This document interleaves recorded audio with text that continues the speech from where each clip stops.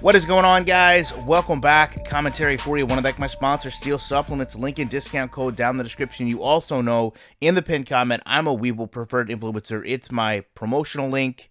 You get the best offer they have. Over 50 of you have already taken advantage of it this week.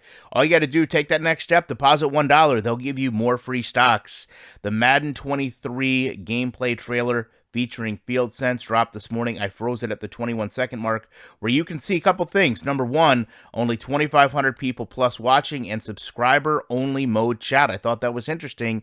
It's not a 5-minute trailer, so unless you were already subscribed, chances are you couldn't subscribe or comment this morning without waiting that 5 minutes, which was obviously less than the trailer. The new foundation for gameplay. I'm telling you right now, guys, they're telling you all the things you want to hear, but wait till I show you some of this gameplay. Animation, branching technology. We've talked about this for so long. It's a huge issue, right? You don't have user control.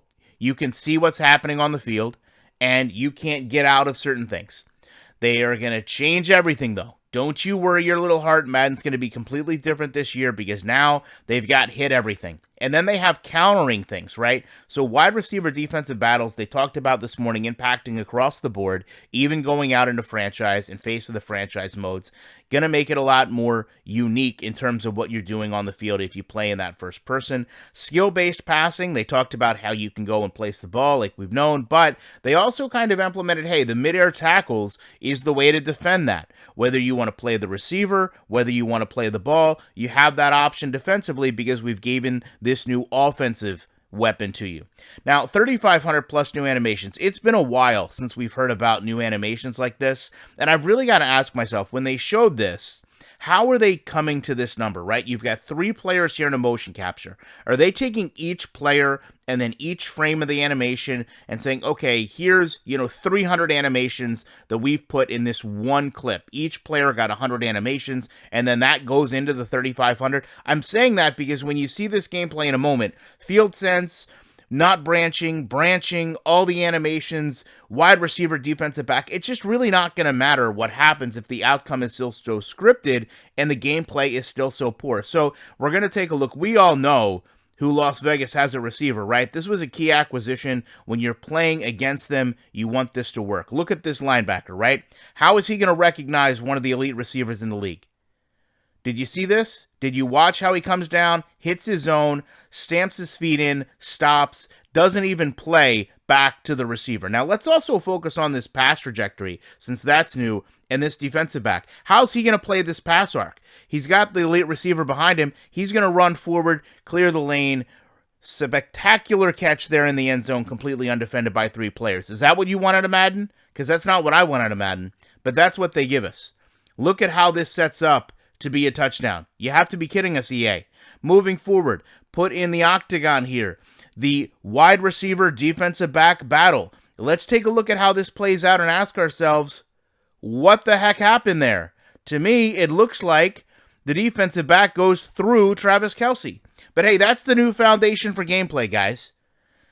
I mean, in their own trailer, they really struggle to hide it. Now, I did say at the end, I wanted to mention something very, very important I noticed while watching this that I had never heard before. And I don't know if this is because there's been a lot of turnover at EA, or they've had a lot of people come in and out. In this trailer, they did 2 things. Number one, they showed Madden 22 footage, and they showed some of the issues that it has. And then they showed Madden 23 footage to kind of promote to you, hey, this is a different game.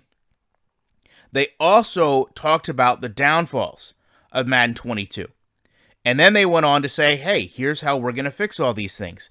And the reality of the situation is, as we talked about years in and years out, if you're actually building a game, right, if you're going and putting brick by brick, piece by piece, and you're making the game sequentially better each year, when you're taking a foundation, right, that works, and you build upon it, that's how you get a better game, right? That's how you can take a 3-year or a 5-year plan and actually get a better product in our hands and make the game more replayable to us as a gamer, because you're taking the existing product that we enjoy, you're refining it with our feedback, and you're adding things on top of it, right? When you do that, you don't have to create a new foundation for gameplay 2 to 3 years into next-gen consoles. And that's what blows my mind so much. You guys at EA just had an opportunity to go to next-gen consoles, create a foundation that you could build upon for years to help make your product better, and here we are, less than 3 years later, and you're telling us, hey, we've had to do a whole new foundation for gameplay. Last year, the game wasn't good, we know it, but don't worry, we've built upon it. Right? This is a stark contrast to what we used to hear, which is, the game is fine, get good. 2 is better than 1 when it comes to the user score. You guys just don't understand how hard it is to do this. You guys don't understand our mechanics. All those things, all those excuses now are seemingly gone. But what's interesting is, in a 5-minute trailer, which is also longer than most trailers we've seen, you can go and look at this secondary coverage. You can go and look at these interactions and see that things are just not working the way they're supposed to.